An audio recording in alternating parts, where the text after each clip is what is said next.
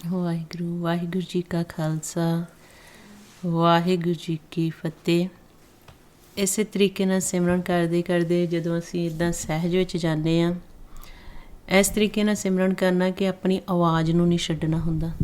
ਜਿਵੇਂ ਗੁਰਮੁਖਾਂ ਨੇ ਦੱਸਿਆ ਬੈਕਰੀ ਬਾਣੀ ਦੇ ਵਿੱਚ, ਜਦੋਂ ਆਪਾਂ ਜਾਪ ਕਰਦੇ ਹਾਂ ਵਾਹਿਗੁਰੂ, ਮਹਾਰਾਜ ਨੇ ਗੁਰਬਾਣੀ 'ਚ ਦੱਸਿਆ ਰਾਮ ਰਾਮ ਬੋਲ ਬੋਲ ਖੋਜ ਤੇ ਵਡਭਾਗੀ, ਕਿ ਪਹਿਲਾਂ ਆਪਾਂ ਬੋਲ ਕੇ, ਜਿਵੇਂ ਆਪਾਂ ਗੁਰਮੰਤਰ ਦਾ ਅਭਿਆਸ ਕਰਦੇ ਹਾਂ, ਵਾਹਿਗੁਰੂ ਗੁਰਮੰਤਰ ਦਾ ਬੋਲ ਬੋਲ ਕੇ ਸਿਮਰਨ ਕਰਨਾ।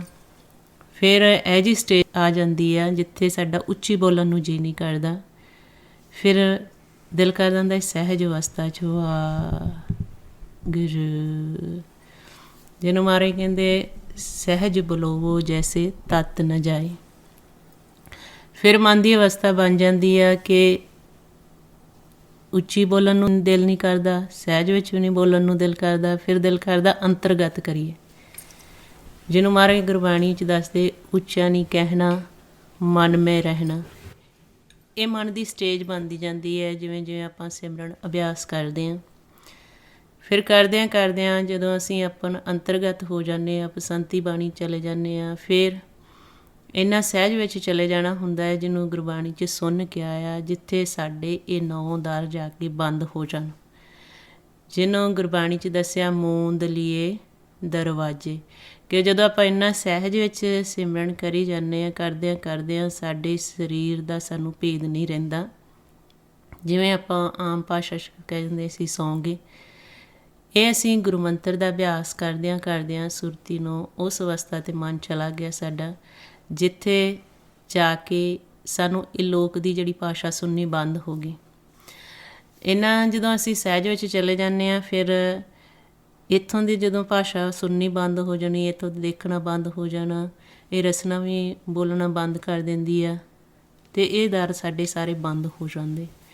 ਫਿਰ ਸਹਿਜ ਅਵਸਥਾ ਆ ਜਾਂਦੀ ਜਿੱਥੇ ਜਾ ਕੇ ਸਾਡਾ ਮਨ ਸੁਣਨ ਦੇ ਵਿੱਚ ਬੈਠ ਜਾਂਦਾ। ਉਸ ਵਕਤ ਸਾਨੂੰ ਇਹ ਤਰਲੋਕੀ ਦਾ ਗਿਆਨ ਨਹੀਂ ਰਹਿੰਦਾ। ਫਿਰ ਉਸ ਅਵਸਥਾ 'ਤੇ ਸਾਡਾ ਮਨ ਜਿਸ ਪਰਮਾਤਮਾ ਨੂੰ ਅਸੀਂ ਆਵਾਜ਼ ਦੇ ਰਹੇ ਹਾਂ, ਉਸ ਮਾਲਕ ਦੀ ਆਵਾਜ਼ ਸੁਣਨੀ ਸ਼ੁਰੂ ਕਰ ਦਿੰਦਾ। ਜੋ ਗੁਰਮੁਖ ਕਹਿੰਦੇ ਸੀ ਕਿ ਜਿਨ੍ਹਾਂ ਨੂੰ ਅਨਹਦ ਸ਼ਬਦ ਸੁਣਦੇ ਉੱਥੇ ਧਿਆਨ ਲਾ ਲਓ। ਜਦੋਂ ਫਿਰ ਸਾਡੀ ਸੁਰਤੀ ਉੱਥੇ ਲੱਗ ਜਾਂਦੀ ਆ, ਇੰਨਾ ਮਨ ਸਹਿਜ ਵਿੱਚ ਚਲਾ ਜਾਂਦਾ, ਸਾਨੂੰ ਇੱਧਰ ਲੋਕ ਦਾ ਭੇਦ ਨਹੀਂ ਰਹਿੰਦਾ। ਅਸੀਂ ਆਪਣੇ ਉਸ ਪਰਮਾਤਮਾ ਅਕਾਲ ਪੁਰਖ ਮੂਲ ਦੀ ਪਹਿਚਾਣ ਕਰਨੀ ਸ਼ੁਰੂ ਕਰ ਦਿੰਦੇ ਹਾਂ, ਉਸ ਦੀ ਆਵਾਜ਼ ਦੀ।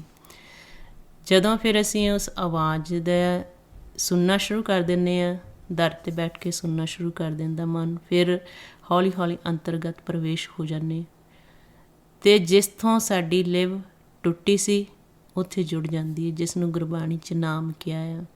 ਜਿਸ ਨਾਮ ਨਾਲੋਂ ਸਾਡੀ ਲਿਵ ਟੁੱਟਣ ਕਰਕੇ ਅਸੀਂ ਇਸ ਤ੍ਰੈ ਗੁਣਾਂ ਦੇ ਵਿੱਚ ਮਾਇਆ ਦੇ ਦੇਸ਼ ਵਿੱਚ ਆਏ। ਮਹਾਰਾਜ ਕਹਿੰਦੇ ਲਿਵ ਛੁੜਕੀ ਲੱਗੀ ਤ੍ਰਿਸ਼ਨਾ, ਮਾਇਆ ਅਮਰ ਵਰਤਾਇਆ, ਕਿਸ ਮਾਇਆ ਦੇ ਦੇਸ਼ ਵਿੱਚ ਮਨ ਆ ਗਿਆ। ਹੁਣ ਜਿਵੇਂ ਜਿਵੇਂ ਫਿਰ ਅਸੀਂ ਸਿਮਰਨ ਅਭਿਆਸ ਕਰਦੇ ਹਾਂ, ਜੋ ਗੁਰਬਾਣੀ ਗੁਰੂ ਵਿੱਚ ਆਪਾਂ ਨੂੰ ਭੇਦ ਦਿੱਤਾ, ਕਿਵੇਂ ਤੁਸੀਂ ਪ੍ਰੈਕਟੀਕਲ ਅਭਿਆਸ ਕਰਕੇ ਆਪਣੇ ਘਰ ਸੁਣ, ਨਿਜ ਘਰ ਨਿਜ ਮਹਿਲ ਵਿੱਚ ਪ੍ਰਵੇਸ਼ ਹੋਣਾ। ਜਦੋਂ ਫਿਰ ਅਸੀਂ ਉਸ ਜਗ੍ਹਾ 'ਤੇ ਜਾ ਕੇ ਪ੍ਰਵੇਸ਼ ਹੋ ਜਾਂਦੇ ਹਾਂ, ਨਿਜ ਮਹਿਲ ਵਿੱਚ ਪ੍ਰਵੇਸ਼ ਹੋ ਜਾਂਦੇ ਹਾਂ, ਸਾਡੀ ਟੁੱਟੀ ਗੰਢੀ ਜਾਂਦੀ ਹੈ, ਸਾਨੂੰ ਉਸ ਨਾਮ ਦੀ ਪਹਿਚਾਣ ਆ ਜਾਂਦੀ ਹੈ ਜਿਸ ਨਾਮ ਨਾਲੋਂ ਸਾਡੀ ਲਿਵ ਟੁੱਟੀ ਸੀ। ਅਤੇ ਮਹਾਰਾਜ ਗੁਰਬਾਣੀ ਵਿੱਚ ਹੁਣ ਆਪਾਂ ਨੂੰ ਭੇਦ ਦਿੰਦੇ ਆ ਕਿ ਸਾਰਾ ਜਿਹੜਾ ਖੇਲ ਹੈ ਉਹ ਮਨ ਦਾ ਹੈ। ਮਨ ਨੂੰ ਇੱਕ ਖਿਡਾਰੀ ਬਣਾ ਕੇ, ਇੱਕ ਪਰਹੁਣਚਾਰੀ ਦੇ ਰੂਪ ਵਿੱਚ, ਇੱਕ ਵਪਾਰੀ ਦੇ ਰੂਪ ਵਿੱਚ ਸੰਸਾਰ ਵਿੱਚ ਭੇਜਿਆ, ਅਤੇ ਸਵਾਸਾਂ ਦਾ ਧਨ ਦਿੱਤਾ ਹੈ। ਇਹ ਸਵਾਸਾਂ ਦੇ ਧਨ ਹੁੰਦਿਆਂ ਹੋਇਆਂ ਅਸੀਂ ਇਸ ਖੇਡ ਨੂੰ ਖੇਡ ਸਕਦੇ ਹਾਂ, ਅਤੇ ਫਿਰ ਇਸ ਖੇਡ ਨੂੰ ਜਿੱਤ ਸਕਦੇ ਹਾਂ, ਜੇ ਅਸੀਂ ਗੁਰਬਾਣੀ ਗੁਰੂ ਦੁਆਰਾ ਆਪਣੇ ਇਸ ਜੀਵਨ ਦੇ ਖੇਲ ਨੂੰ ਸਮਝ ਲਈਏ, ਕਿਵੇਂ ਇਸ ਖੇਲ ਨੂੰ ਜਿੱਤਣਾ ਹੈ, ਕਿਵੇਂ ਪਰਮਾਤਮਾ ਨਾਲ ਮਿਲਾਪ ਕਰਨਾ, ਕਿਵੇਂ ਮਨ ਨੇ ਆਪਣੀ ਪਹਿਚਾਣ ਕਰਨੀ। ਜਦੋਂ ਫਿਰ ਆਪਾਂ ਗੁਰਬਾਣੀ ਗੁਰੂ ਦੁਆਰਾ ਇਸ ਖੇਲ ਨੂੰ ਸਮਝਦੇ ਨਾਲ ਪ੍ਰੈਕਟੀਕਲ ਕਰਦੇ, ਫਿਰ ਸਾਨੂੰ ਇਹ ਖੇਡ ਦੀ ਸਮਝ ਆਉਂਦੀ ਹੈ। ਹੁਣ ਸਾਰਾ ਜਿਹੜਾ ਖੇਡ ਹੈਗਾ ਮਨ ਦਾ, ਜਿਸ ਸੰਸਾਰ ਵਿੱਚ ਅਸੀਂ ਵਿਚਰ ਰਹੇ ਹਾਂ, ਅਤੇ ਜਿਹੜੀ ਹੁਣ ਸਥਿਤੀ ਸੰਸਾਰ ਦੀ ਬਣੀ ਹੋਈ ਹੈ, ਜਿਸ ਸਥਿਤੀ ਵਿੱਚ ਸਾਰਾ ਸੰਸਾਰ ਹੁਣ ਗੁਜ਼ਰ ਰਿਹਾ ਹੈ, ਸਾਰੇ ਅਸੀਂ ਆਦੀ ਹੋਏ ਹਾਂ ਸਮਾਜ ਵਿੱਚ ਵਿਚਰਨ ਦੇ, ਕੰਮ ਨਾਲ ਜੁੜੇ ਹੋਏ ਕੰਮ ਕਰਨ ਦੇ, ਪਰਿਵਾਰਾਂ ਵਿੱਚ ਬੈਠ ਕੇ, ਸਮਾਜ ਵਿੱਚ ਬੈਠ ਕੇ ਉਸਤਤ ਨਿੰਦਿਆ ਕਰਨ ਦੇ। ਕੋਈ ਆਪਣੇ ਮਨ ਨੂੰ ਮਨੋਰੰਜਨ ਦੁਆਰਾ ਸ਼ਾਂਤ ਕਰ ਰਿਹਾ। ਹੁਣ ਇਹ ਜਿਹੜੇ ਸਾਰਾ ਸੰਸਾਰ ਦੀ ਹੁਣ ਸਥਿਤੀ ਬਣੀ, ਨਾ ਤਾਂ ਹੁਣ ਸਮਾਜ ਵਿੱਚ ਇਕੱਠੇ ਹੋ ਸਕਦੇ ਹਾਂ ਅਤੇ ਕਈਆਂ ਦੇ ਕੰਮ ਵੀ ਛੁੱਟ ਗਏ ਆ। ਪਰ ਜੇ ਤਾਂ ਅਸੀਂ ਸੰਗਤ ਕਰਦੇ ਹਾਂ, ਗੁਰੂ ਦੀ ਸ਼ਰਨ ਵਿੱਚ ਜਾਂਦੇ, ਇਸ ਖੇਲ ਨੂੰ ਸਮਝਿਆ, ਫਿਰ ਹੋਰ ਚੀਜ਼ ਆ, ਕਿਉਂਕਿ ਫਿਰ ਸਾਨੂੰ ਪਤਾ ਹੈ ਕਿਵੇਂ ਕਾਇਆ ਦੀ ਖੋਜ ਕਰਨੀ, ਕਿਵੇਂ ਸਿਮਰਨ ਕਰਨਾ, ਕਿਵੇਂ ਆਪਣੇ ਘਰ ਨੂੰ ਜਾਣਾ, ਕਿਵੇਂ ਮਨ ਨੂੰ ਉੱਥੇ ਬਿਠਾਉਣਾ, ਕਿਵੇਂ ਮਨ ਨੂੰ ਖੁਰਾਕ ਦੇਣੀ, ਕਿਵੇਂ ਮਨ ਨੇ ਆਪਣੇ ਘਰ ਵਿੱਚ ਪ੍ਰਵੇਸ਼ ਹੋ ਕੇ ਸ਼ਾਂਤੀ ਲੈਣੀ, ਆਨੰਦ ਲੈਣਾ। ਜਿਹਨੂੰ ਮਹਾਰਾਜ ਕਹਿੰਦੇ ਨਿਜ ਮੰਦਰ ਪਰਿਆ ਤਹਿ ਆਨੰਦ ਕਰਿਆ। ਪਰ ਹੁਣ ਜਿਹੜੇ ਜੀਵ ਹੈਗੇ ਆ, ਕਦੇ ਗੁਰੂ ਦੀ ਸ਼ਰਨ ਵਿੱਚ ਨਹੀਂ ਗਏ, ਕਦੇ ਧਰਮ ਦਾ ਰਸਤਾ ਨਹੀਂ ਅਪਣਾਇਆ, ਉਹਨਾਂ ਵਾਸਤੇ ਬਹੁਤ ਔਖਾ ਹੋਇਆ, ਕਿਉਂਕਿ ਉਹ ਸਮਾਜ ਵਿੱਚ ਵਿਚਰਨ ਦੇ ਅਤੇ ਕੰਮ ਕਰਨ ਦੇ ਆਦੀ ਹੋਏ। ਉਹਨਾਂ ਨੂੰ ਪਤਾ ਨਹੀਂ ਲੱਗ ਰਿਹਾ ਕਿ ਕੀ ਕਰੀਏ। ਹੁਣ ਇੱਕ ਇਹ ਆ ਕਿ ਉਹ ਗੁਰੂ ਘਰ ਵੀ ਜਾਂਦੇ ਰਹੇ, ਪਰ ਲੇਕਿਨ ਖੇਲ ਨਹੀਂ ਸਮਝੀ। ਉਹ ਵੀ ਆਪਸ ਵਿੱਚ ਲੜਾਈ ਝਗੜਾ ਕਲੇਸ਼, ਇਕੱਠੇ ਹੋਏ ਬੈਠੇ ਸਾਰੇ, ਕਿਉਂਕਿ ਬਾਹਰ ਜਾ ਨਹੀਂ ਸਕਦੇ। ਉਹ ਅੰਦਰ ਹੀ ਗੁੱਸਾ ਸਾਰਿਆਂ ਨੂੰ ਚੜ੍ਹੀ ਜਾਂਦਾ, ਇੱਕ ਦੂਜੇ ਨਾਲ ਲੜੀ ਝਗੜੀ ਜਾਂਦੇ ਆ। ਹੁਣ ਜਿਹੜੇ ਜੀਵ ਸੰਗਤ ਕਰਦੇ ਸੀ, ਖੇਲ ਨੂੰ ਸਮਝਦੇ ਸੀ, ਉਹਨਾਂ ਲਈ ਸੌਖਾ ਸੀ ਟਾਈਮ, ਕਿਉਂਕਿ ਉਹ ਹੋਰ ਆਪਣੀ ਖੋਜ ਕਰ ਸਕਦੇ ਆ। ਜੇ ਜਿੰਨਾ ਚਿਰ ਮਰਜ਼ੀ ਅਭਿਆਸ ਕਰ ਸਕਦੇ ਆ, ਉਹਦੇ ਘਰ ਨੂੰ ਜਾ ਸਕਦੇ, ਪਰਮਾਤਮਾ ਨਾਲ ਮਿਲਾਪ ਕਰ ਸਕਦੇ ਆ। ਹੁਣ ਉਹਨਾਂ ਨੂੰ ਭਗਤੀ ਕਰਨ ਲਈ ਹੋਰ ਟਾਈਮ ਮਿਲ ਗਿਆ। ਹੁਣ ਜਦੋਂ ਹੁਣ ਆਪਾਂ ਦੇਖਦੇ ਹਾਂ ਸੰਸਾਰ ਦੇ ਵਿੱਚ ਜੀਵਾਂ ਨੂੰ, ਅਤੇ ਮਹਾਰਾਜ ਨੇ ਆਪਾਂ ਨੂੰ ਗੁਰਬਾਣੀ ਵਿੱਚ ਖੇਲ ਸਮਝਾਇਆ ਕਿ ਸਾਰਾ ਜਿਹੜਾ ਖੇਲ ਆ ਮਨ ਦਾ ਆ। ਜਿੰਨਾ ਚਿਰ ਸਾਡੇ ਮਨ ਨੂੰ ਖੁਰਾਕ ਨਹੀਂ ਮਿਲਦੀ, ਸਾਡਾ ਮਨ ਅਸ਼ਾਂਤ ਰਹਿੰਦਾ ਹੈ।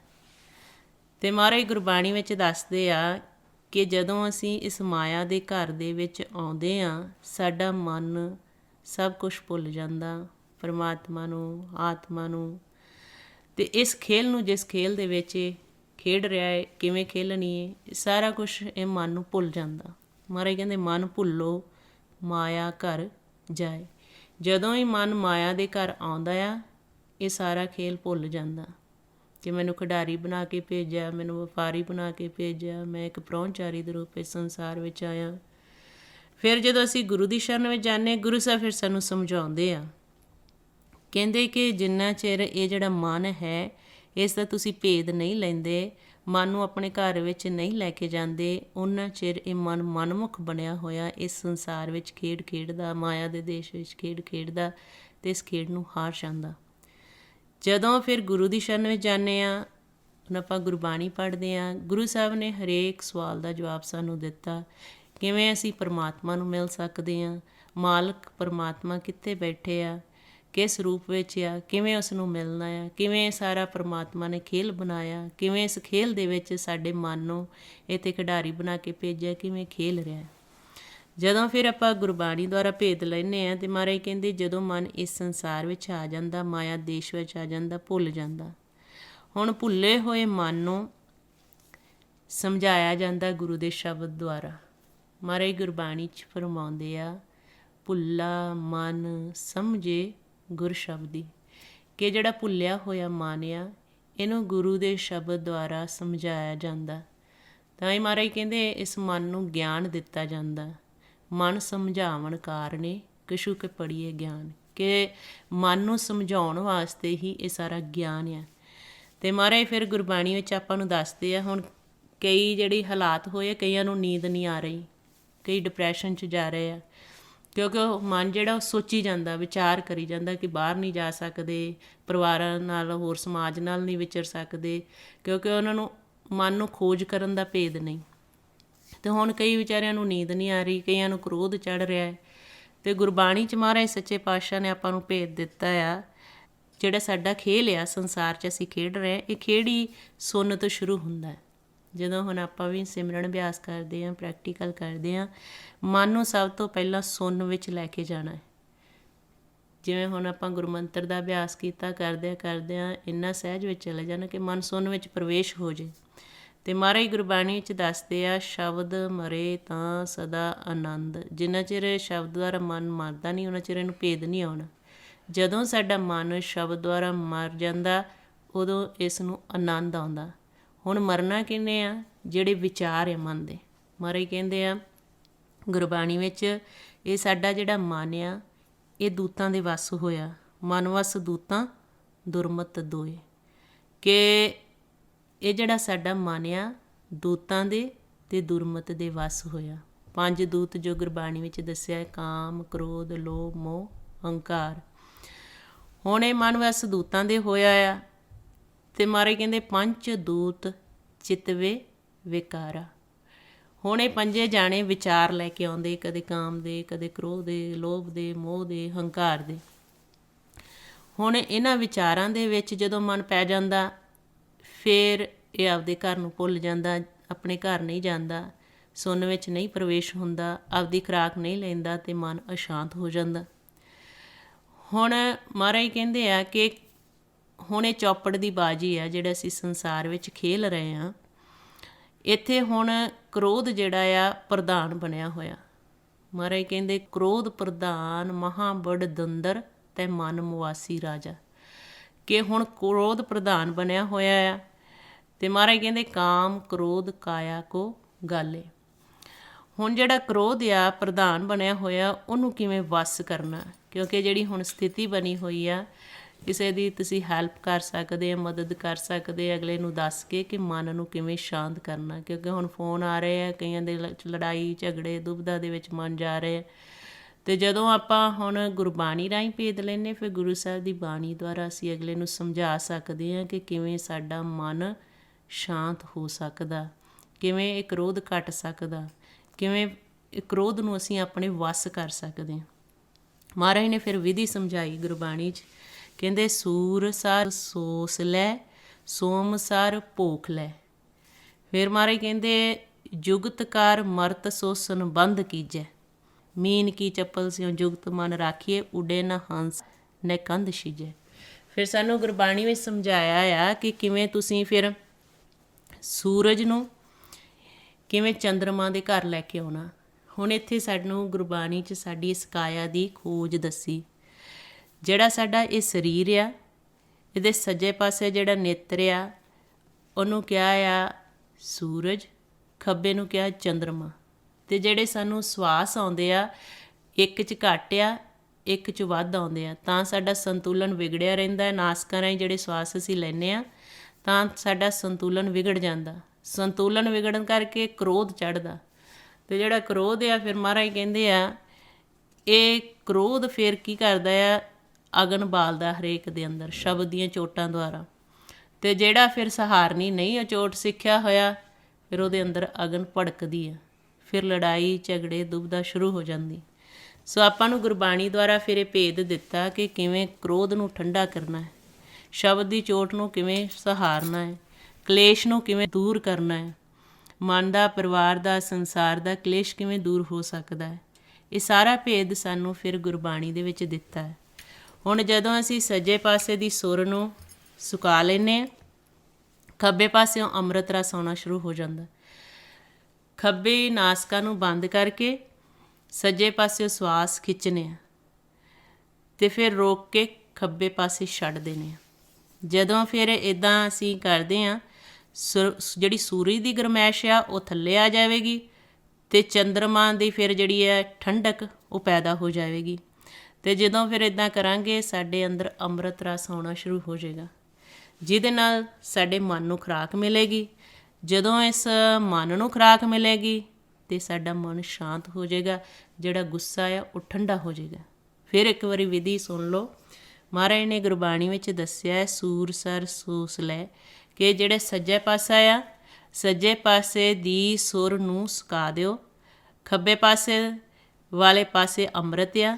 ਜਿਉਂ ਹੀ ਫਿਰ ਅਸੀਂ ਸੱਜੇ ਪਾਸੇ ਤੋਂ ਸਵਾਸ ਖਿੱਚ ਕੇ ਉੱਪਰ ਨੂੰ ਰੋਕ ਕੇ ਖੱਬੇ ਪਾਸੇ ਛੱਡਦੇ ਹਾਂ, ਜਿਉਂ ਹੀ ਸੱਜੀ ਸੁਰ ਵਿੱਚੋਂ ਸਵਾਸ ਉੱਪਰ ਨੂੰ ਖਿੱਚਾਂਗੇ ਅਤੇ ਇਹ ਕੀ ਹੋਏਗਾ, ਸੂਰਜ ਦੀ ਜਿਹੜੀ ਗਰਮੈਸ਼ ਆ ਉਹ ਥੱਲੇ ਆ ਜਾਏਗੀ, ਅਤੇ ਚੰਦਰਮਾ ਦੀ ਚੰਦੌਰੀ ਜਿਹੜਾ ਅੰਮ੍ਰਿਤ ਝਰਨਾ ਸ਼ੁਰੂ ਹੋ ਜਾਏਗਾ। ਉਹ ਇਸ ਅਗਨ ਨੂੰ ਖਤਮ ਕਰ ਦੇਗਾ, ਜਿਹੜੀ ਕ੍ਰੋਧ ਦੀ ਅਗਨ ਹੈ। ਇਹ ਗੁਰਬਾਣੀ 'ਚ ਸਾਨੂੰ ਵਿਧੀ ਦੱਸੀ ਆ। ਇਹ ਅਸੀਂ ਜਦੋਂ ਵੀ ਹੁਣ ਸਵੇਰੇ ਉੱਠਦੇ ਹਾਂ, ਸਿਮਰਨ ਕਰਦੇ ਹਾਂ, ਉਸ ਤੋਂ ਬਾਅਦ ਇਹ ਅੱਧਾ ਘੰਟਾ, ਜਿਨ੍ਹਾਂ ਨੂੰ ਬਹੁਤ ਕ੍ਰੋਧ ਆਉਂਦਾ ਆ, ਸਹਾਰ ਨਹੀਂ ਸਕਦੇ ਚੋਟ ਦੂਜੇ ਦੀ, ਅਤੇ ਅੱਧਾ ਘੰਟਾ ਰੋਜ਼ ਇਹ ਕੋਸ਼ਿਸ਼ ਕਰਿਆ ਕਰੋ ਕਰਨ ਦੀ। ਇਹ ਗੁਰਬਾਣੀ 'ਚ ਸਾਨੂੰ ਵਿਧੀ ਦੱਸੀ ਆ ਕ੍ਰੋਧ ਨੂੰ ਸ਼ਾਂਤ ਕਰਨ ਦੀ। ਫਿਰ ਗੁਰਬਾਣੀ 'ਚ ਦੱਸਿਆ ਹੈ ਕਿ ਨਾਲ ਫਿਰ ਅਸੀਂ ਕੀ ਕਰਨਾ, ਉਠਤ ਬੈਠਤ ਸੋਵਤ ਜਾਗਤ ਸਿਮਰਨ ਕਰਦੇ ਰਹਿਣਾ। ਇਸੇ ਕਰਕੇ ਕਰਦੇ ਹਾਂ ਸਿਮਰਨ ਕਿ ਜਿਹੜਾ ਸਾਡਾ ਸੰਤੁਲਨ ਵਿਗੜਿਆ ਹੋਇਆ ਆ ਇਹ ਸੰਤੁਲਨ ਠੀਕ ਰਵੇ। ਜਦੋਂ ਅਸੀਂ ਇੱਦਾਂ ਸਿਮਰਨ ਕਰਦੇ ਹਾਂ ਇਹ ਨਾਸਕਾ ਦਾ ਸੰਤੁਲਨ ਠੀਕ ਰਹਿੰਦਾ। ਤਾਂ ਮਾਰੇ ਕਹਿੰਦੇ ਉਠਤ ਬੈਠਤ ਹਰ ਹਰ ਧਿਆਈਐ ਅਣ ਦਿਨ ਸੋ ਕ੍ਰਿਤ ਕਰੀਏ। ਕਿ ਜੋ ਅਸੀਂ ਕਰਮ ਕਰਦੇ ਹਾਂ ਪਰਿਵਾਰਾਂ ਦੇ ਵਿੱਚ ਵੀ ਹੁਣ ਵਿਚਰਦੇ ਹੋਏ ਉੱਠਦਿਆਂ ਬੈਠਦਿਆਂ ਨਾਲ ਸਿਮਰਨ ਕਰਨਾ ਹੈ। ਅਤੇ ਜਦੋਂ ਫਿਰ ਅਸੀਂ ਇਹ ਸਿਮਰਨ ਵੀ ਨਾਲ ਕਰੀ ਜਾਓਗੇ, ਨਾਲ ਤੁਸੀਂ ਇਹ ਵਿਧੀ ਅਪਣਾਓਗੇ ਰੋਜ਼ ਸਵੇਰੇ, ਅਤੇ ਮਨ ਜਿਹੜਾ ਸ਼ਾਂਤ ਰਹੇਗਾ। ਤਾਂ ਮਹਾਰਾਜ ਨੇ ਆਪਾਂ ਨੂੰ ਗੁਰਬਾਣੀ ਵਿੱਚ ਦੱਸਿਆ ਆ ਕਿ ਜਿੰਨਾ ਚਿਰ ਸਵਾਸ ਆ ਇਹ ਤਨ ਦੇ ਵਿੱਚ, ਓਨੀ ਦੇਰ ਅਸੀਂ ਪਰਮਾਤਮਾ ਦਾ ਨਾਮ ਲਈ ਜਾਣਾ ਹੈ। ਤਬ ਲਗ ਪ੍ਰਾਣੀ ਤਿਸੇ ਸਰੇਵੋ ਜਬ ਲਗ ਘਟ ਮਹਿ ਸਾਸਾ। ਕਹਿੰਦੇ ਉਹਨੇ ਦੇਰ ਪਰਮਾਤਮਾ ਦਾ ਨਾਮ ਜਪੀ ਜਾਓ ਜਿੰਨੀ ਦੇਰ ਇਹ ਤੁਹਾਡੇ ਕੋਲ ਸਵਾਸ ਨਹੀਂ। ਜੇ ਘਟ ਜਾਏ ਤਾਂ ਭਾਉ ਨਾ ਜਾਸੀ ਹਰ ਕੇ ਚਰਨ ਨਿਵਾਸਾ। ਕਹਿੰਦੇ ਕਿ ਜੇ ਤੁਸੀਂ ਉੱਠਦਿਆਂ ਬੈਠਦਿਆਂ ਇਸ ਤਰੀਕੇ ਨਾਲ ਸਿਮਰਨ ਕਰੋਗੇ ਤਾਂ ਤੁਹਾਡਾ ਪਰਮਾਤਮਾ ਦੇ ਨਾਲੋਂ ਪਿਆਰ ਨਹੀਂ ਟੁੱਟੇਗਾ। ਜਿੰਨਾ ਚਿਰ ਸਵਾਸ ਆ ਪਰਮਾਤਮਾ ਦਾ ਸਿਮਰਨ ਕਰੀ ਜਾਓ। ਜੇ ਆ ਸਰੀਰ ਬਿਨਸ ਗਿਆ ਅਤੇ ਮਹਾਰਾਜ ਕਹਿੰਦੇ ਹਰ ਕੇ ਚਰਨ ਨਿਵਾਸਾ, ਤੁਹਾਡਾ ਜਿਹੜਾ ਪਰਮਾਤਮਾ ਨਾਲੋਂ ਪਿਆਰ ਨਹੀਂ ਟੁੱਟੇਗਾ ਅਤੇ ਤੁਹਾਡਾ ਹਰੀ ਦੇ ਚਰਨਾਂ ਵਿੱਚ ਨਿਵਾਸ ਹੋ ਜਾਏਗਾ। ਸੋ ਇਹ ਗੁਰਬਾਣੀ ਦੇ ਵਿੱਚ ਸਾਨੂੰ ਖੇਲ ਸਮਝਾਇਆ ਹੈ। ਜਿਵੇਂ ਜਿਵੇਂ ਅਸੀਂ ਸਿਮਰਨ ਅਭਿਆਸ ਕਰੋਗੇ ਬੈਖਰੀ ਬਾਣੀ ਵਿੱਚ, ਫਿਰ ਸਹਿਜ ਅਵਸਥਾ ਵਿੱਚ, ਫਿਰ ਬਸੰਤੀ 'ਚ ਅੰਤਰਗਤ, ਫਿਰ ਪਰਾ ਬਾਣੀ ਤੱਕ ਪਹੁੰਚਣਾ ਹੈ। ਜਿਵੇਂ ਜਿਵੇਂ ਫਿਰ ਜਿਵੇਂ ਸਿਮਰਨ ਮਹਾਰਾਜ ਦੀ ਕਿਰਪਾ ਨਾਲ ਕਰਾਂਗੇ ਸਾਡਾ ਅਭਿਆਸ ਹੋ ਜਾਏਗਾ ਅਤੇ ਅਸੀਂ ਜਦੋਂ ਆਪਣੇ ਕ੍ਰੋਧ ਨੂੰ ਠੰਡਾ ਕਰਾਂਗੇ ਫਿਰ ਦੂਸਰੇ ਨੂੰ ਵੀ ਦੱਸ ਸਕਦੇ ਹਾਂ ਕਿ ਆ ਗੁਰਬਾਣੀ 'ਚ ਵਿਧੀ ਦੱਸੀ ਆ ਕਿਵੇਂ ਤੁਸੀਂ ਆਪਣੇ ਕ੍ਰੋਧ ਨੂੰ ਕੰਟਰੋਲ ਕਰਨਾ। ਅਤੇ ਮਹਾਰਾਜ ਨੇ ਹੁਣ ਆਪਾਂ ਨੂੰ ਫਿਰ ਗੁਰਬਾਣੀ 'ਚ ਦੱਸਿਆ ਆ ਕਿ ਜਿਹੜਾ ਸਾਡਾ ਮਨ ਆ ਉਹ ਜੋਤ ਸਰੂਪ ਆ, ਆਤਮਾ ਵੀ ਜੋਤ ਸਰੂਪ ਆ ਅਤੇ ਪਰਮਾਤਮਾ ਵੀ ਜੋਤ ਸਰੂਪ ਆ। ਹੁਣ ਮਨ ਜਿਹੜਾ ਅੰਸ਼ ਆ ਪਰਮਾਤਮਾ ਦਾ ਇਹ ਪ੍ਰਕਾਸ਼ ਆ, ਲੇਕਿਨ ਇਹ ਮਾਇਆ ਦੇ ਦੇਸ਼ ਵਿੱਚ ਆਉਣ ਕਰਕੇ ਆਪਣੇ ਆਪ ਨੂੰ ਪਰਮਾਤਮਾ ਤੋਂ ਵੱਖਰਾ ਸਮਝਦਾ ਹੈ। ਸੋ ਮਹਾਰਾਜ ਨੇ ਗੁਰਬਾਣੀ ਵਿੱਚ ਆਪਾਂ ਨੂੰ ਸਮਝਾਇਆ ਆ ਕਿ ਜਦੋਂ ਆਪਾਂ ਸਿਮਰਨ ਅਭਿਆਸ ਕਰਦੇ ਹਾਂ ਭੇਦ ਲੱਗਦਾ ਹੈ ਕਿ ਹਰੀ ਅਤੇ ਹਰੀ ਦੇ ਜਨ ਵਿੱਚ ਕੋਈ ਅੰਤਰ ਨਹੀਂ। ਜਿਵੇਂ ਪਾਣੀ ਅਤੇ ਪਾਣੀ ਦੀ ਲਹਿਰ ਵਿੱਚ, ਇਵੇਂ ਹੀ ਆਪਾਂ ਨੂੰ ਫਿਰ ਗੁਰਬਾਣੀ ਸਮਝਾਇਆ ਕਿ ਹਰ ਹਰ ਜਨ ਦੋ ਏਕ ਹੈ ਬਿਬ ਵਿਚਾਰ ਕਿਸ਼ਨਾਏ ਜਲ ਤੇ ਉਪਚਤਰੰਗਿਓ ਜਲ ਹੀ ਵਿਖੇ ਸਮਾਏ। ਕਿ ਜਿਵੇਂ ਪਾਣੀ ਦੀ ਲਹਿਰ ਪਾਣੀ ਵਿੱਚੋਂ ਨਿਕਲਦੀ ਆ, ਇਵੇਂ ਹੀ ਜਦੋਂ ਫਿਰ ਉਹ ਲਹਿਰ ਪਾਣੀ ਵਿੱਚ ਸਮਾ ਜਾਂਦੀ ਆ ਫਿਰ ਉਸ ਦੀ ਕੋਈ ਹੋਂਦ ਨਹੀਂ ਰਹਿੰਦੀ, ਉਹ ਪਾਣੀ ਨਾਲ ਇੱਕ ਰੂਪ ਹੋ ਜਾਂਦੀ। ਇਵੇਂ ਹੀ ਅਸੀਂ ਜਿੰਨਾ ਚਿਰ ਇਸ ਮਾਇਆ ਦੇ ਦੇਸ਼ ਵਿੱਚ ਸਾਡਾ ਮਨ ਰਹਿੰਦਾ ਆ, ਜਿੰਨਾ ਚਿਰ ਪ੍ਰੈਕਟੀਕਲ ਅਭਿਆਸ ਕਰਕੇ ਉਸ ਅਵਸਥਾ ਨੂੰ ਜਿੱਥੇ ਆਪਾਂ ਨੂੰ ਗੁਰਬਾਣੀ ਵਿੱਚ ਦੱਸਿਆ ਆ ਕਿ ਹਰੀ ਅਤੇ ਹਰੀ ਦਾ ਜਨ ਇੱਕ ਹੋ ਜਾਂਦੇ ਆ। ਜਿਹੜਾ ਆਪਾਂ ਨੂੰ ਨੌਵੇਂ ਪਾਤਸ਼ਾਹ ਵੀ ਗੁਰਬਾਣੀ ਵਿੱਚ ਦੱਸਦੇ ਆ ਕਿ ਕਿਵੇਂ ਪਾਣੀ ਦੀ ਪਾਣੀ ਦਾ ਇੱਕ ਬੁਲਬੁਲਾ ਆ ਸਾਡਾ ਜਿਹੜਾ ਮਨ ਆ, ਜਦੋਂ ਇਹ ਪਾਣੀ ਦੇ ਵਿੱਚ ਸਮਾ ਜਾਂਦਾ ਫਿਰ ਉਹਦੀ ਕੋਈ ਹੋਂਦ ਨਹੀਂ ਰਹਿ ਜਾਂਦੀ। ਜਿਵੇਂ ਜਿਵੇਂ ਫਿਰ ਆਪਾਂ ਸਿਮਰਨ ਅਭਿਆਸ ਇੱਦਾਂ ਕਰਦੇ ਹਾਂ ਫਿਰ ਸੁਣਨ ਦਾ ਮਹਾਰਾਜ ਨੇ ਦੱਸਿਆ ਕਿ ਨੀਂਦ ਵਿੱਚ ਜਾਣਾ ਬਹੁਤ ਜ਼ਰੂਰੀ ਆ, ਕਿਉਂਕਿ ਜੇ 2-4 ਦਿਨ ਜਾਗਾਂਗੇ ਤਾਂ ਇਹ ਮਨ ਦਾ ਸੰਤੁਲਨ ਵਿਗੜ ਜਾਏਗਾ, ਫਿਰ ਆਪ ਮੁਹਾਰਾ ਮਨ ਬੋਲਣ ਲੱਗ ਪੈਂਦਾ। ਹੁਣ ਕੋਸ਼ਿਸ਼ ਇਹ ਕਰੀਏ ਕਿ ਜੋ ਗੁਰਬਾਣੀ 'ਚ ਆਪਾਂ ਨੂੰ ਦੱਸਿਆ ਹੈ ਕਿ ਪਹਿਲਾਂ ਆਪ ਅਭਿਆਸ ਕਰਕੇ ਕਿਵੇਂ ਸੁੰਨ ਦੇ ਵਿੱਚ ਜਾਣਾ, ਕਿ ਸਾਡਾ ਜਿਹੜਾ ਮਨ ਵੀ ਸੁੰਨ 'ਚੋਂ ਪੈਦਾ ਹੋਇਆ, ਪੰਜ ਤੱਤ ਸੁਨੋ ਪ੍ਰਗਾਸਾ ਦੇਹ ਸੰਜੋਗੀ ਕਰਮ ਅਭਿਆਸਾ। ਕਿ ਜਿਹੜੇ ਪੰਜਾਂ ਤੱਤਾਂ ਤੋਂ ਇਹ ਮਨ ਪੈਦਾ ਹੋਇਆ ਆ ਇਹ ਸੁੰਨ ਦੇ ਵਿੱਚੋਂ ਪੈਦਾ ਹੋਇਆ, ਇਸ ਦੇਹ ਦੇ ਨਾਲ ਇਸ ਨੂੰ ਕਰਮ ਕਰਨ ਵਾਸਤੇ ਜੋੜਿਆ ਗਿਆ, ਦੇਹ ਸੰਜੋਗੀ ਕਰਮ ਅਭਿਆਸਾ। ਅਤੇ ਹੁਣ ਅਸੀਂ ਜਦੋਂ ਵੀ ਸਿਮਰਨ ਅਭਿਆਸ ਕਰਨਾ ਕੋਸ਼ਿਸ਼ ਕਰਨੀ ਸੁੰਨ ਵਿੱਚ ਜਾਣ ਦੀ। ਮਹਾਰਾਜ ਕਹਿੰਦੇ ਗੁਰ ਪ੍ਰਸਾਦੀ ਜੀਵਤ ਮਰੇ ਮਰ ਜੀਵੇ ਸ਼ਬਦ ਕਮਾਏ। ਕਿ ਗੁਰੂ ਦੀ ਕਿਰਪਾ ਦੁਆਰਾ ਗੁਰੂ ਦੇ ਸ਼ਬਦ ਦੁਆਰਾ ਚਾਹੁੰਦਿਆਂ ਜੀ ਮਨ ਨੂੰ ਮਾਰਨਾ ਹੈ। ਫਿਰ ਜਿਵੇਂ ਜਿਵੇਂ ਅਸੀਂ ਸਿਮਰਨ ਅਭਿਆਸ ਕਰੀ ਜਾਊਂਗੇ ਸਾਡਾ ਮਨ ਵਿਚਾਰਾਂ ਤੋਂ ਰਹਿਤ ਹੋ ਜਾਏਗਾ। ਫਿਰ ਇਹਨੂੰ ਨਾ ਪਾਉਣ ਉਡਾ ਕੇ ਲੈ ਕੇ ਜਾਏਗੀ ਅਤੇ ਨਾ ਹੀ ਇਹ ਵਿਚਾਰਾਂ ਦੇ ਵਿੱਚ ਜਾਏਗਾ। ਅਤੇ ਮਹਾਰਾਜ ਨੇ ਆਪਾਂ ਨੂੰ ਗੁਰਬਾਣੀ ਵਿੱਚ ਦੱਸਿਆ ਆ ਦੇ ਜੀਵਤ ਮਰੇ ਮਰੇ ਫੁਨ ਜੀਵੇ ਐਸੇ ਸੁੰਨ ਸਮਾਇਆ, ਕਿ ਅਸੀਂ ਇਸ ਤਰੀਕੇ ਨਾਲ ਸੁੰਨ 'ਚ ਸਮਾਉਣਾ ਆ ਕਿ ਅਸੀਂ ਵਾਹਿਗੁਰੂ ਕਿਹਾ, ਆਪਣੀ ਆਵਾਜ਼ ਵਿੱਚ ਧਿਆਨ ਰੱਖਿਆ, ਰੱਖਦੇ ਵਿਚਾਰਾਂ ਤੋਂ ਮਨ ਰਹਿਤ ਹੋ ਗਿਆ, ਫਿਰ ਸੁੰਨ ਵਿੱਚ ਪ੍ਰਵੇਸ਼ ਹੋ ਗਏ। ਮਹਾਰਾਜ ਕਹਿੰਦੇ ਐਵੇਂ ਜੀਵਤ ਮਰਨਾ ਹੈ। ਅਤੇ ਜਿੰਨਾ ਚਿਰ ਕਹਿੰਦੇ ਸਾਡਾ ਮਨ ਸੁੰਨ ਵਿੱਚ ਨਹੀਂ ਜਾਂਦਾ ਉਨਾ ਚਿਰ ਇਹ ਮਾਇਆ ਦੇ ਦੇਸ਼ ਵਿੱਚ ਉੱਪਰ ਨਹੀਂ ਉੱਠਦਾ। ਮਹਾਰਾਜ ਕਹਿੰਦੇ ਮਾਇਆ ਫਾਸ ਬੰਦ ਨਹੀਂ ਫਾਰੇ ਔਰ ਮਨ ਸੁੰਨ ਨਾ ਲੁਕੇ, ਆਪਾ ਪਦ ਨਿਰਬਾਨ ਨਾ ਚੀਨੇ ਇਨ ਬਿਦ ਅਬਿਓ ਨਾ ਚੁਕੇ, ਕਿ ਜਿੰਨਾ ਚਿਰ ਸਾਡਾ ਮਨ ਇਸ ਸੁੰਨ ਦੇ ਵਿੱਚ ਨਹੀਂ ਸਮਾਉਂਦਾ ਜਾ ਕੇ ਇਸ ਮਾਇਆ ਦੇ ਦੇਸ਼ ਤੋਂ ਉੱਪਰ ਨਹੀਂ ਉੱਠਦਾ। ਅਤੇ ਮਹਾਰਾਜ ਗੁਰਬਾਣੀ ਵਿੱਚ ਫਿਰ ਆਪਾਂ ਨੂੰ ਦੱਸਦੇ ਆ ਕਿ ਸਭ ਤੋਂ ਪਹਿਲਾਂ ਅਸੀਂ ਮਰਨਾ ਸਿੱਖਣਾ। ਮਰਨਾ ਕਿਹਨੇ ਆ? ਸਾਡੇ ਮਨ ਨੇ। ਜਦੋਂ ਮਨ ਵਿਚਾਰਾਂ ਤੋਂ ਰਹਿਤ ਹੋ ਜਾਂਦਾ ਉਹਨੂੰ ਕਹਿੰਦੇ ਇਹ ਮਨ ਮਰ ਗਿਆ, ਮਤਲਬ ਕਿ ਸਾਡੇ ਇੱਧਰਲੇ ਤਰਲੋਕੀ ਨਾਲੋਂ ਨਾਤਾ ਟੁੱਟ ਗਿਆ, ਵਿਚਾਰਾਂ ਤੋਂ ਰਹਿਤ ਹੋ ਗਿਆ ਮਨ, ਜਿਹਨੂੰ ਮਾਰੇ ਕਹਿੰਦੇ ਵਿਚਾਰ ਮਾਰੇ ਤਰੇ ਤਾਰੇ ਉਲਟ ਜੋਨ ਨਾ ਆਵੇ। ਅਤੇ ਇਹ ਹੋਣਾ ਹੈ ਜਦੋਂ ਅਸੀਂ ਗੁਰੂ ਦੇ ਸ਼ਬਦ ਨੂੰ ਦ੍ਰਿੜ ਕਰਕੇ ਵਿਚਾਰਾਂ ਤੋਂ ਰਹਿਤ ਹੋ ਗਏ। ਵਿਚਾਰਾਂ ਤੋਂ ਜਿੱਥੇ ਰਹਿਤ ਹੋ ਗਿਆ ਮਨ, ਉਹ ਸੁੰਨ ਦੇ ਵਿੱਚ ਬੈਠ ਗਿਆ। ਹੁਣ ਜਦੋਂ ਅਸੀਂ ਇਸ ਸੰਸਾਰ ਵਿੱਚ ਵਿਚਰਦੇ ਹਾਂ, ਕਿਉਂਕਿ ਸਾਰਾ ਖੇਲ ਹੀ ਸੁੰਨ ਤੋਂ ਪੈਦਾ ਹੋਇਆ, ਸੁੰਨ ਪਰਮਾਤਮਾ ਨੂੰ ਵੀ ਕਿਹਾ ਹੈ ਕਿ ਸਾਰਾ ਖੇਲ ਉਸ ਸੁੰਨ ਤੋਂ ਪੈਦਾ ਹੋਇਆ। ਸਾਡੇ ਇਹ ਮਨ ਦੇ 5 ਤੱਤ ਵੀ ਸੁੰਨ ਤੋਂ ਪੈਦਾ ਹੋਏ, ਜਿਹੜੀ ਅਸੀਂ ਪਾਉਣ ਲੈ ਰਹੇ ਹਾਂ ਇਹ ਵੀ ਸੁੰਨ ਤੋਂ ਪੈਦਾ ਹੋਈ। ਅਤੇ ਮਹਾਰਾਜ ਗੁਰਬਾਣੀ 'ਚ ਫਰਮਾਉਂਦੇ ਆ ਪਵਨ ਕਾ ਵਾਸਾ ਸੁੰਨ ਨਿਵਾਸਾ ਅਕਲ ਕਲਾ ਧਰ ਸੋਈ, ਕਿ ਜਿਹੜੇ ਅਸੀਂ ਸਾਹ ਵੀ ਲੈ ਰਹੇ ਹਾਂ ਇਹ ਵੀ ਸੁੰਨ ਦੇ ਵਿੱਚੋਂ ਹੀ ਆ ਰਹੇ, ਜਿਹੜਾ ਸਾਡਾ ਮਨ ਹੈ ਇਹ ਵੀ ਸੁੰਨ 'ਚੋਂ ਹੀ ਪ੍ਰਗਟ ਹੋਇਆ। ਸਾਰਾ ਖੇਲ ਹੀ ਸੁੰਨ ਦਾ ਹੈ। ਅਤੇ ਪਹਿਲੀ ਸੁੰਨ ਕਹਿੰਦੇ ਜਿਹੜਾ ਅਸੀਂ ਸੰਸਾਰ ਦੇ ਵਿੱਚ ਵਿਚਰ ਰਹੇ ਹਾਂ ਇਹਨੂੰ ਪਹਿਲੀ ਸੁੰਨ ਕਿਹਾ ਹੈ, ਕਿ ਸੁੰਨ ਦੇ ਵਿੱਚ ਹੀ ਅਸੀਂ ਹਰ ਵਕਤ ਵਿਚਰ ਰਹੇ ਹਾਂ।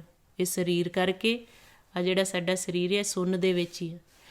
ਫਿਰ ਜਦੋਂ ਅਸੀਂ ਗੁਰੂ ਦੀ ਮੱਤ ਲੈ ਕੇ ਸਿਮਰਨ ਅਭਿਆਸ ਕਰਦਿਆਂ ਜਿੱਥੇ ਸਾਡਾ ਮਨ ਵਿਚਾਰਾਂ ਤੋਂ ਰਹਿਤ ਹੋ ਜਾਂਦਾ ਉਹ ਸੁੰਨ ਵਿੱਚ ਪ੍ਰਵੇਸ਼ ਹੋ ਜਾਂਦਾ। ਜਿਵੇਂ ਅਸੀਂ ਬੈਠੇ ਹੁੰਦੇ ਨਾ ਸਿਮਰਨ ਕਰਦੇ ਸਾਨੂੰ ਸਾਡੇ ਸਰੀਰ ਦਾ ਗਿਆਨ ਨਹੀਂ ਹੁੰਦਾ, ਸਾਡੀ ਧੌਣ ਕਈ ਵਾਰੀ ਥੱਲੇ ਨੂੰ ਲੱਗ ਜਾਂਦੀ, ਸਰੀਰ ਤੋਂ ਉੱਪਰ ਉੱਠ ਜਾਂਦੀ ਸੁਰਤੀ, ਉਸ ਨੂੰ ਸੁੰਨ ਕਿਹਾ। ਉਸ ਵਕਤ ਕੀ ਹੁੰਦਾ ਹੈ ਕਿ ਸਾਨੂੰ ਨਾ ਇੱਧਰ ਦਾ ਪਤਾ ਹੁੰਦਾ ਹੈ ਅਤੇ ਨਾ ਹੀ ਅੱਗੇ ਦਾ ਕੋਈ ਪਤਾ ਹੁੰਦਾ ਕਿ ਕੀ ਹੋਇਆ। ਅਸੀਂ ਕਈ ਵਾਰੀ ਅਸੀਂ ਕਹਿੰਦੇ ਅਸੀਂ ਸੌਂ ਗਏ ਸੀ, ਸੌਂ ਕੇ ਉੱਠ ਆਏ ਜਦੋਂ ਅਸੀਂ ਸਿਮਰਨ ਕਰਦੇ, ਉਹਨੂੰ ਦੂਜੀ ਸੁੰਨ ਕਿਹਾ ਗੁਰਬਾਣੀ 'ਚ। ਫਿਰ ਉੱਥੋਂ ਸ਼ਬਦ ਪ੍ਰਗਟ ਹੁੰਦਾ ਜਿਹਨੂੰ ਮਹਾਰਾਜ ਗੁਰਬਾਣੀ ਵਿੱਚ ਦੱਸਦੇ ਆ ਧੁਨ ਉਪਜੇ ਸ਼ਬਦ ਜਗਾਇਆ, ਜਿਹਨੂੰ ਮਹਾਰਾਜ ਕਹਿੰਦੇ ਸਤਿਗੁਰ ਤੇ ਪਾਏ ਵਿਚਾਰਾ ਸੁਨ ਸਮਾਧ ਸੱਚੇ ਕਰਬਾਰਾ, ਨਾਨਕ ਨਿਰਮਲ ਨਾਦ ਸ਼ਬਦ ਧੁਨ ਸਚ ਰਾਮੇ ਨਾਮ ਸਮਾਇਂਦਾ।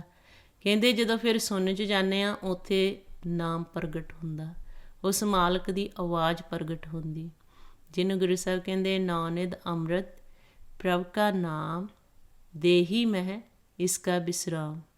ਕਹਿੰਦੇ ਕਿ ਜਿਹੜਾ ਨੌਨਿਧ ਖਜ਼ਾਨਾ ਨਾਮ ਆ ਉਹ ਸਾਡੇ ਇਸ ਸਰੀਰ ਦੇ ਵਿੱਚ ਆ, ਇਸ ਸਰੀਰ ਵਿੱਚ ਉਹ ਨਾਮ ਆ। ਮਹਾਰਾਜ ਕਹਿੰਦੇ ਦੇਹੀ ਮੈਂ ਇਸਕਾ ਵਿਸਰਾਮ। ਫਿਰ ਕਹਿੰਦੇ ਸੁਨ ਸਮਾਦ ਅਨਹਦ ਤੇ ਨਾਦ ਕਹਿ ਨਾ ਜਾਈ ਅਚਰਜ ਬਿਸਮਾਦ। ਫਿਰ ਕਹਿੰਦੇ ਸੋਨਿਆ ਸੁਨ ਵੇਦ, ਫਿਰ ਉਹ ਨਾਮ ਚੱਲਦਾ, ਨਾਦ ਚੱਲਦਾ, ਉਹ ਕਹਿਣ ਤੋਂ ਬਾਹਰ ਹੋ ਜਾਂਦੇ।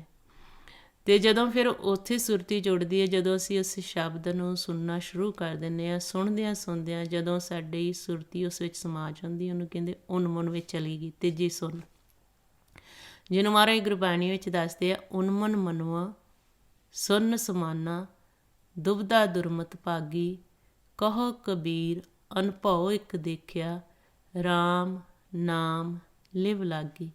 ਕਹਿੰਦੇ ਕਿ ਜਦੋਂ ਫਿਰ ਅਸੀਂ ਉਸ ਅਵਸਥਾ 'ਤੇ ਭਗਤ ਕਬੀਰ ਜੀ ਕਹਿੰਦੇ ਗਏ, ਉੱਥੇ ਜਦੋਂ ਰਾਮ ਦੇ ਨਾਮ ਨਾਲ ਲਿਵ ਜੁੜੀ ਅਤੇ ਸਾਡੀ ਜਿਹੜੀ ਦੁਬਦਾ ਖਤਮ ਹੋ ਗਈ, ਦੁਐਤ ਸਾਡੀ ਖਤਮ ਹੋ ਗਈ। ਹੁਣ ਜਦੋਂ ਅਸੀਂ ਆਪਣੇ ਅੰਦਰ ਝਾਤੀ ਮਾਰਨਾ ਹੈ ਕਿ ਸਾਡੇ 'ਚ ਕੀ ਕਮੀ ਹੈ ਕਿ ਸਾਨੂੰ ਅਜੇ ਵੀ ਫੁਰਨੇ ਉਹੀ ਆਈ ਜਾਂਦੇ, ਕਾਮ ਕ੍ਰੋਧ ਦੁਬਦਾ ਦੇ ਲੋਭ ਦੇ, ਉਹ ਦੇਖਣਾ ਹੈ ਕਿ ਸਾਡੇ ਅਜੇ ਭਗਤੀ ਘੱਟ ਆ, ਅਸੀਂ ਜੋ ਗੁਰੂ ਸਾਹਿਬ ਸਾਨੂੰ ਸਮਝਾ ਰਹੇ ਆ, ਗਿਆਨ ਦੇ ਰਹੇ ਆ, ਅਸੀਂ ਸਾਡਾ ਮਨ ਅਜੇ ਉਹਦੇ 'ਤੇ ਚੱਲ ਨਹੀਂ ਰਿਹਾ। ਜਿਵੇਂ ਜਿਵੇਂ ਫਿਰ ਅਸੀਂ ਆਪਣੇ ਮਨ ਨੂੰ ਦੇਖਣਾ ਸ਼ੁਰੂ ਕਰ ਦਾਂਗੇ, ਫਿਰ ਸਾਡੇ ਔਗਣ ਅਸੀਂ ਕੱਢਣੇ ਸ਼ੁਰੂ ਕਰ ਦਾਂਗੇ। ਜਿੰਨਾ ਚਿਰ ਅਸੀਂ ਆਪਣੇ ਮਨ ਨੂੰ ਨਹੀਂ ਦੇਖਦੇ, ਦੂਜੇ ਦੇ ਘਰ ਨੂੰ ਦੇਖਦੇ ਹਾਂ, ਉਹਨਾਂ ਚਿਰ ਮਹਾਰਾਜ ਕਹਿੰਦੇ ਆ ਕਿ ਇਹ ਜਿਹੜਾ ਮਨ ਆ, ਜਿੰਨਾ ਚਿਰ ਆਪਣੇ ਆਪ ਨੂੰ ਨਹੀਂ ਖੋਜਦਾ ਉਨੀ ਚਿਰ ਹਾਰਦਾ ਰਹਿੰਦਾ।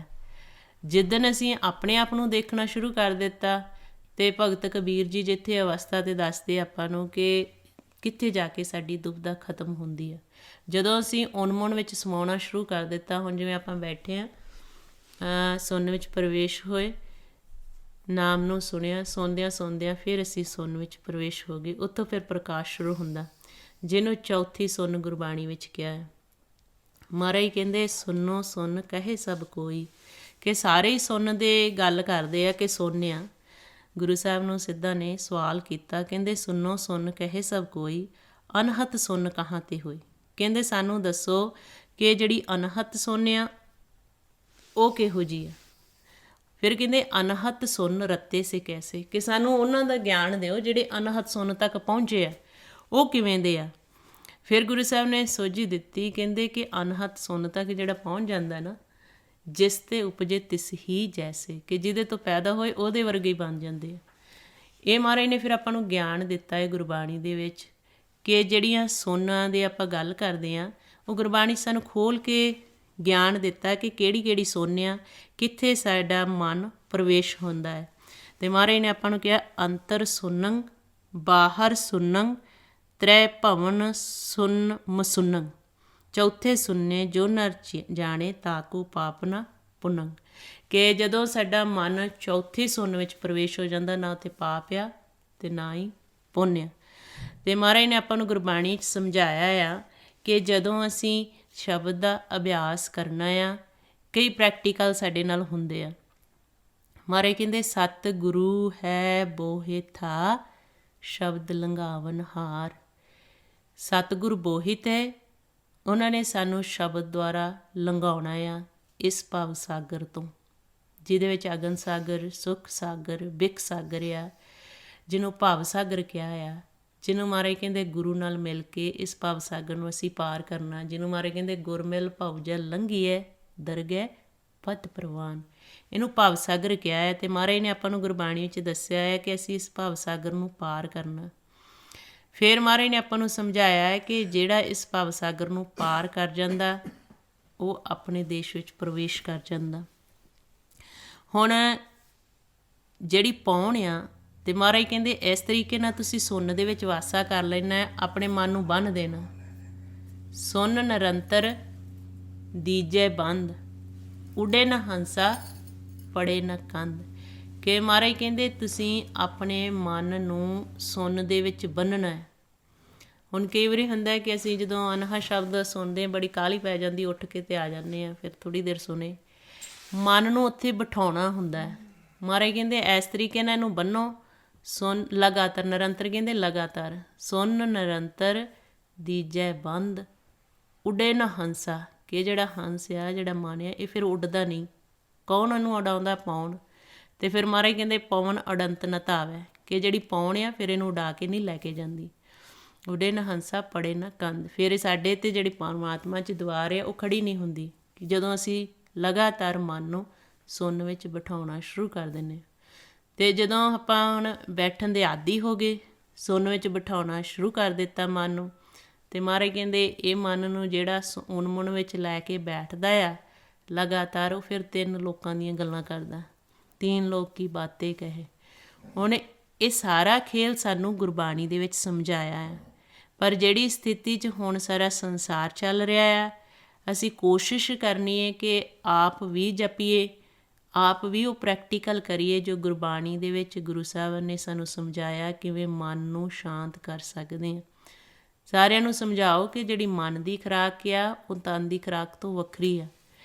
ਮਹਾਰਾਜ ਕਹਿੰਦੇ ਮਨ ਕਾ ਤੋਸਾ ਹਰ ਨਾਮ ਹੈ, ਹਿਰਦੇ ਰੱਖੋ ਸਮਾਲ, ਕਿ ਮਨ ਨੂੰ ਖੁਰਾਕ ਦੇਣੀ ਬਹੁਤ ਜ਼ਰੂਰੀ ਆ। ਜੇ ਮਨ ਨੂੰ ਖੁਰਾਕ ਨਹੀਂ ਮਿਲਦੀ, ਸਾਡਾ ਮਨ ਕਮਜ਼ੋਰ ਹੋ ਜਾਂਦਾ, ਅਸ਼ਾਂਤ ਰਹਿੰਦਾ। ਫਿਰ ਮਹਾਰਾਜ ਕਹਿੰਦੇ 5 ਦੂਤਾਂ ਦੇ ਵੱਸ ਪਿਆ ਰਹਿੰਦਾ, ਇਸ ਖੇਲ ਨੂੰ ਖੇਲਦਾ ਜਿਹਦੇ 'ਚ ਲੜਾਈ ਝਗੜੇ ਦੁਬਦਾ ਹੈ। ਸੋ ਮਹਾਰਾਜ ਕਹਿੰਦੇ ਤੁਸੀਂ 5 ਦੂਤ ਵਸ ਕਰ ਸਕਦੇ ਹਾਂ ਜੇ ਗੁਰੂ ਸਾਹਿਬ ਤੋਂ ਵਿਧੀ ਸਿੱਖ ਕੇ ਉਸ ਵਿਧੀ ਨੂੰ ਅਸੀਂ ਅਪਣਾਉਣੇ ਆ। ਮਹਾਰਾਜ ਕਹਿੰਦੇ ਵਾਜੇ ਪੰਚ ਸ਼ਬਦ ਤਿਤ ਘਰ ਸੁਭਾਗੇ, ਘਰ ਸੁਭਾਗੇ ਸ਼ਬਦ ਵਾਜੇ ਕਲਾ ਜਿਤ ਕਰ ਧਾਰਿਆ, ਪੰਚ ਦੂਤ ਦਵਸ ਕੀਤੇ ਕਾਲ ਕੰਟਕ ਮਾਰਿਆ। ਕਹਿੰਦੇ ਕਿ ਇਸ ਤਰੀਕੇ ਨਾਲ ਤੁਸੀਂ 5 ਦੂਤ ਵਸ ਕਰ ਸਕਦੇ ਹਾਂ, ਕਾਮ ਨੂੰ ਵੀ, ਕ੍ਰੋਧ ਨੂੰ ਵੀ, ਲੋਭ ਨੂੰ ਵੀ, ਮੋਹ ਨੂੰ ਵੀ, ਹੰਕਾਰ ਨੂੰ ਵੀ। ਅਤੇ ਮਹਾਰਾਜ ਗੁਰਬਾਣੀ ਵਿੱਚ ਦੱਸਦੇ ਆ ਕਿ ਜਿਨ੍ਹਾਂ ਨੂੰ ਕਾਮ ਕ੍ਰੋਧ ਨਹੀਂ ਪਰਸਦੇ ਉਹਨਾਂ ਦਾ ਬ੍ਰਹਮ ਦੇ ਵਿੱਚ ਨਿਵਾਸ ਹੁੰਦਾ। ਗੁਰਬਾਣੀ ਗੁਰੂ ਫਰਮਾਉਂਦੇ ਆ ਕਾਮ ਕ੍ਰੋਧ ਜਹ ਪਰਸੇ ਨਾਹਿਨ, ਤਹ ਘਟ ਬ੍ਰਹਮ ਨਿਵਾਸਾ। ਹੁਣ ਤਾਂ ਹੀ ਸਾਡੇ ਜੀਵਨ ਤੋਂ ਪਤਾ ਲੱਗਦਾ ਕਿ ਅਭਿਆਸੀ ਗੁਰਮੁਖ ਆ। ਜਦੋਂ ਆਪਾਂ ਕਿਸੇ ਗੁਰਮੁਖਾਂ ਨੂੰ ਦੇਖਦੇ ਹਾਂ ਨਾ, ਸਿਮਰਨ ਅਭਿਆਸ ਕਰਦੇ ਹਾਂ ਜਾਂ ਗੁਰਮੁਖਾਂ ਕਿਸੇ ਨਾਲ ਮਿਲਦਾ, ਉਹਨਾਂ ਦੇ ਸ਼ਾਂਤ ਹੁੰਦੇ ਆ ਮਨ। ਉਹ ਇੱਦਾਂ ਉੱਚੀ ਲੜਾਈ ਝਗੜਾ ਹਰ ਵਕਤ ਨਹੀਂ ਕਰਦੇ, ਉਹਨਾਂ ਦੇ ਮਨ ਸ਼ਾਂਤ ਰਹਿੰਦੇ ਆ। ਤਾਂ ਉਹਨਾਂ ਦੇ ਜੀਵਨ ਨੂੰ ਦੇਖ ਕੇ ਆਪਾਂ ਕਹਿ ਦਿੰਦੇ ਹਾਂ ਕਿ ਹਾਂ ਇਹ ਭਗਤੀ ਕਰਦੇ ਹੋਣੇ ਆ, ਇਹ ਸ਼ਾਂਤ ਰਹਿੰਦੇ ਆ, ਇਹਨਾਂ ਨੂੰ ਕ੍ਰੋਧ ਘੱਟ ਆਉਂਦਾ। ਉਹ ਫਿਰ ਕ੍ਰੋਧ ਉਹਨਾਂ ਦਾ ਵੀਰ ਰਸ ਵਿੱਚ ਹੁੰਦਾ, ਉਹਨਾਂ ਨੇ ਵਸ ਕੀਤਾ ਹੁੰਦਾ। ਤਾਂ ਹੀ ਮਹਾਰਾਜ ਗੁਰਬਾਣੀ 'ਚ ਦੱਸਦੇ ਆ ਕਿ ਤੁਸੀਂ ਉਸਤਤ ਅਤੇ ਨਿੰਦਿਆ ਤੋਂ ਉੱਪਰ ਉੱਠੇ ਰਹੋ। ਅਤੇ ਜਿੱਥੇ ਉਸਤਤ ਨਿੰਦਿਆ, ਹੁਣ ਜਿੱਦਾਂ ਫੋਨ ਆਉਂਦੇ ਉਹ ਕਹਿੰਦੇ ਕਿ ਅਸੀਂ ਆਦੀ ਹੋਏ ਹਾਂ ਪਰਿਵਾਰਾਂ 'ਚ ਬੈਠਣ ਦੇ ਜਾਂ ਸਮਾਜ ਵਿੱਚ ਬੈਠਣ ਦੇ, ਗੱਲਾਂ ਕਰਨ ਦੇ। ਹੁਣ ਸਾਨੂੰ ਹੁੰਦਾ ਆ ਕਿ ਉਹ ਚੀਜ਼ ਫਿਰ ਮਿਲੇ।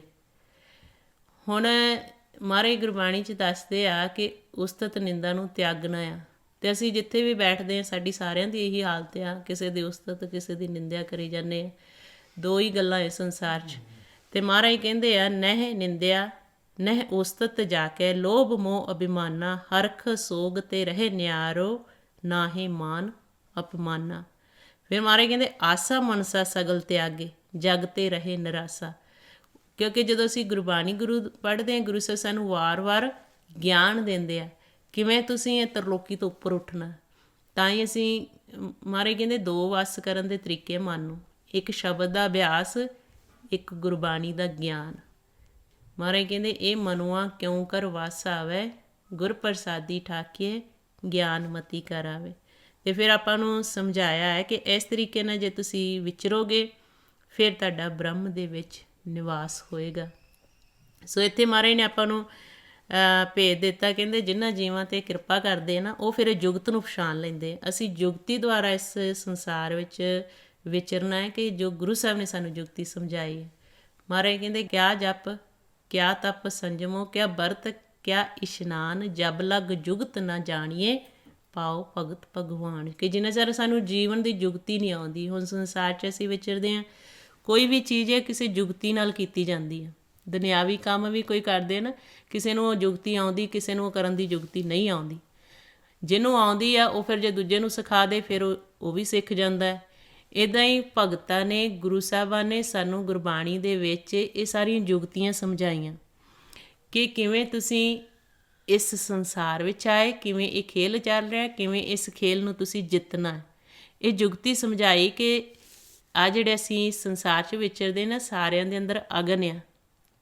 ਉਹ ਜਿਹੜੀ ਅਗਨ ਆ ਸ਼ਬਦ ਦੀ ਚੋਟ ਨਾਲ ਬਲਦੀ ਆ। ਅਤੇ ਇੱਕ ਜਾਣੇ ਨੇ ਅਗਨ ਸੱਟੀ, ਦੂਜੇ ਦੇ ਅੰਦਰ ਵੀ ਅਗਨ ਆ, ਅਤੇ ਉਹ ਅਗਨ ਫਿਰ ਭੜਕਦੀ ਆ, ਜਿਹਦੇ ਨਾਲ ਲੜਾਈ ਝਗੜਾ ਦੁਬਦਾ ਸ਼ੁਰੂ ਹੋ ਜਾਂਦੀ।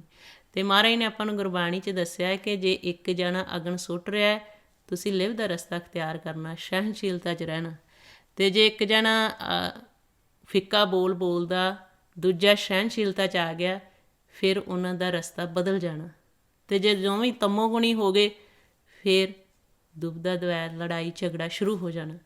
ਸੋ ਇੱਦਾਂ ਹੀ ਆਪਾਂ ਨੂੰ ਗੁਰਬਾਣੀ 'ਚ ਵਾਰ-ਵਾਰ ਸਮਝਾਇਆ ਆ ਕਿ ਤੁਸੀਂ ਕਿਵੇਂ ਪੰਜਾਂ ਦੇ ਨਾਲ ਇੱਥੇ ਖੇਡਣਾ ਆ ਅਤੇ ਕਿਵੇਂ ਇਹਨਾਂ ਨੂੰ ਵਸ ਕਰਕੇ ਖੇਲਣਾ ਤਾਂ ਜੋ ਇਹ ਜੁਗਤੀ ਆ ਜਾਏ। ਅਤੇ ਮਹਾਰਾਜ ਕਹਿੰਦੇ ਗੁਰ ਕਿਰਪਾ ਜਹ ਨਰ ਕੋ ਕੀਨੀ, ਤਹਿ ਇਹ ਜੁਗਤ ਪਛਾਨੀ।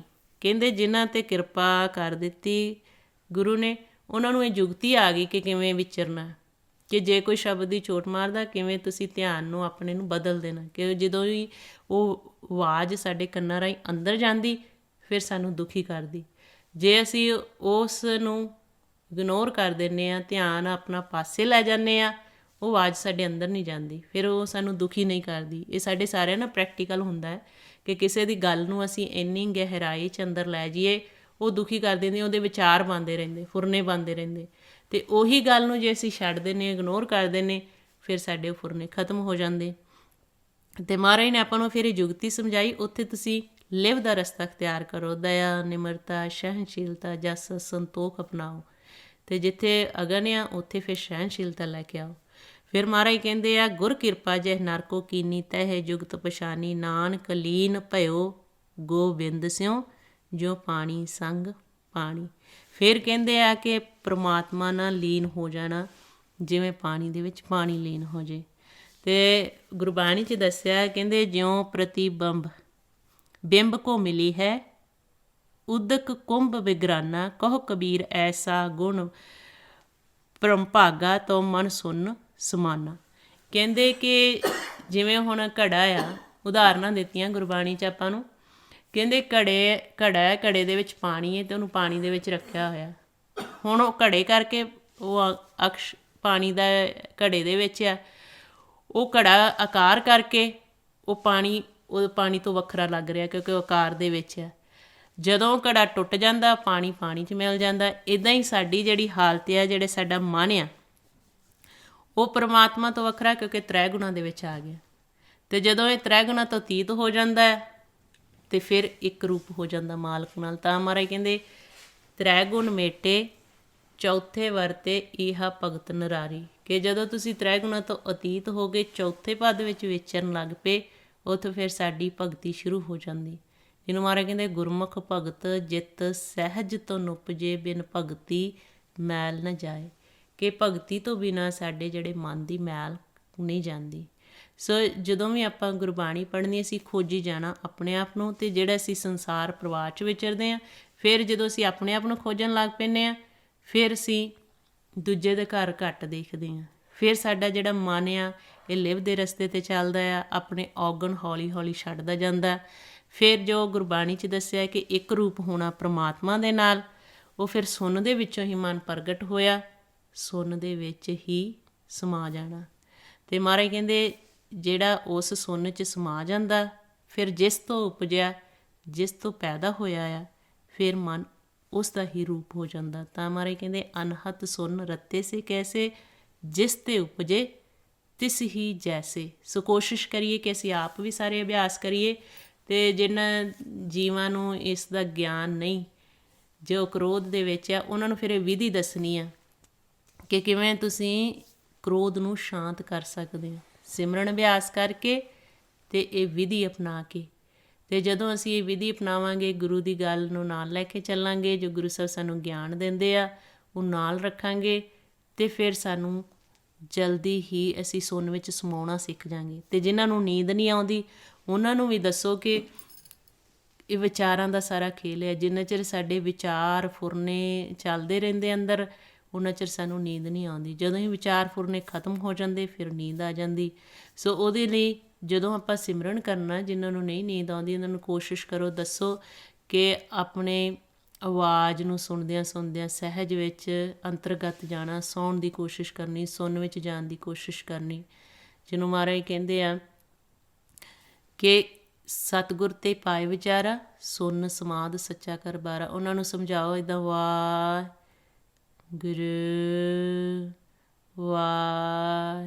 ਵਾਹਿਗੁਰੂ ਕਰਦੇ ਆਪਣੇ ਘਰ ਨੂੰ ਜਾਣ ਦੀ ਕੋਸ਼ਿਸ਼ ਕਰਨ। ਜਦੋਂ ਫਿਰ ਇਸ ਤਰੀਕੇ ਨਾਲ ਅਸੀਂ ਆਪਣੀ ਆਵਾਜ਼ ਨੂੰ ਸੁਣਦੇ ਹਾਂ, ਫਿਰ ਸੁਣਨ ਵਿੱਚ ਮਨ ਚਲਾ ਜਾਂਦਾ। ਫਿਰ ਹੋਰ ਵੀ ਵਿਧੀਆਂ ਗੁਰਬਾਣੀ ਵਿੱਚ ਦੱਸੀਆਂ, ਜਿਵੇਂ ਆਪਾਂ ਪ੍ਰੈਕਟੀਕਲ ਅਭਿਆਸ ਕਰਾਂਗੇ, ਫਿਰ ਸਾਨੂੰ ਮਹਾਰਾਜ ਬਖਸ਼ਿਸ਼ ਕਰਨਗੇ, ਭੇਦ ਲੱਗਦਾ ਜਾਏਗਾ। ਸੋ ਇੰਨੀਆਂ ਬੇਨਤੀਆਂ ਕਰਦਿਆਂ ਹੋਇਆਂ, ਜੇ ਕੋਈ ਸ਼ਬਦ ਗਲਤ ਬੋਲਿਆ ਗਿਆ ਹੋਵੇ, ਗੁਰੂ ਅਤੇ ਸੰਗਤ ਬਖਸ਼ਣਯੋਗ ਨੇ ਬਖਸ਼ ਲੈਣਾ ਜੀ। ਵਾਹਿਗੁਰੂ ਜੀ ਕਾ ਖਾਲਸਾ, ਵਾਹਿਗੁਰੂ ਜੀ ਕੀ ਫਤਿਹ।